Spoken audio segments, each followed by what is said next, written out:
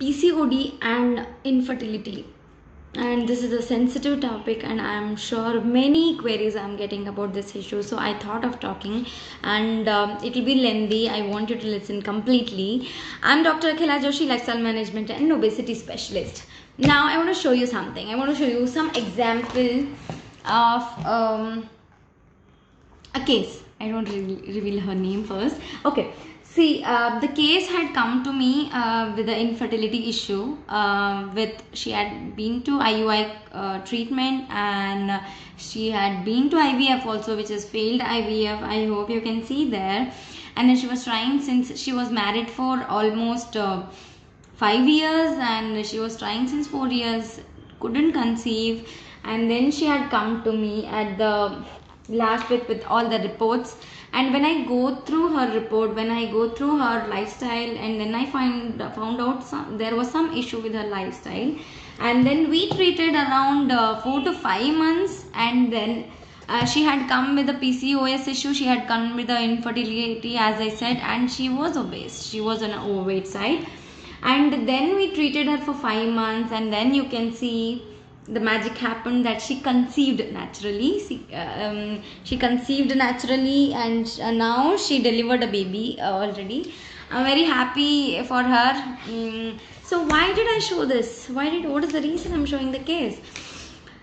Just to give you hope, just to give you the positive vibe that you can also conceive. If you are suffering with a PCOD and trying since many years that you are not able to conceive, that is possible. That is not impossible. Yeah, that might be a little difficult, but it is possible. So just be positive first thing. Don't lose hope. And I see many cases they are anxious about conceiving, that I want to conceive in a month, I want to conceive in 2 months. That's not possible. This is a body. This is not a machine that this treatment will help in a month and then you're going to conceive. That's not possible, right? So keep that hope and keep working towards it. Now let me come back to the point, PCOD and infertility. This is, as I said, very sensitive topic, and many people are suffering with it. Many people come with me with a lot of stress, with a lot of emotional breakdown, and I really feel bad because they don't know what is the right way, how to handle that, right?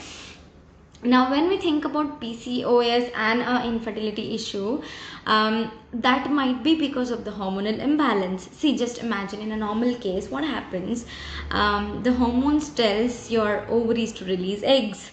So the eggs releases and they wait for the sperm. If the sperm is there, it conceives.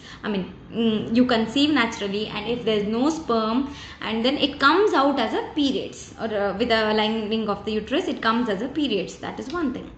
Now when you have a PCOS, what happens is no natural hormones releasing. Okay, so when there are no natural hormones releasing, ovulation is the biggest challenge there. When there's no proper ovulation, what happens? That your eggs will not release. When there is no eggs, even the sperm is there or not, you cannot conceive. Very easy. I'm explaining in a very easy way. So understand, if the ovulation is not happening, how will you conceive? That means, very simple, the periods are irregular. Make sure your periods are regular. The first thing you have to solve is make sure your periods are regular. Now what you do, you go back to gynec, they start medications. Yes, medications are great to start with. You need to start with medications. You might have already started with medications, maybe for a month, 2 months, 3 months. But in those 3 months, you have to take care of lifestyle. What is the reason the irregular periods are happening, right? So if with the medication, if you're taking care of your lifestyle, I'm sure the issues can be solved. But what we do, we depend on our medications. We depend on our medications and think that the miracle will happen. But that's not possible. So taking care of your lifestyle is very important. That is what actually we do here. We change the lifestyle. As you see the case just now, it's just by changing the lifestyle. We don't provide any medications, no tablets or no powders, nothing. There are few points I want to cover, like how do you help, how do you take care of this PCOD issue. That first thing, many times there are two types of treatments which you opt for. First one is PCOS have to be solved, or the second one is infertility. Always people are anxious, they think that let's treat infertility, later we think about PCOD. No. So what I feel is, first treat PCOD issue, because when you are treating a PCOD issue, obviously hormones gets normal, and then you can conceive naturally. Okay, so that is the first step. You cannot jump into fourth step at once. So start treatment with a PCOS issue. Now if the doctor has started with medications, with that you need to change few things. I'll tell you what all you can change with that. First thing is diet. Food habits are very, very important. So if you are overweight or obese, at least maybe if you're overweight about 10 kgs or 15 kgs or 20 kgs, whatever it is, at least try to reduce half of the weight. Like if you're 10 kgs, at least reduce 5 kgs or 6 kgs, or 10, if you're 15, at least around 7-8 kgs.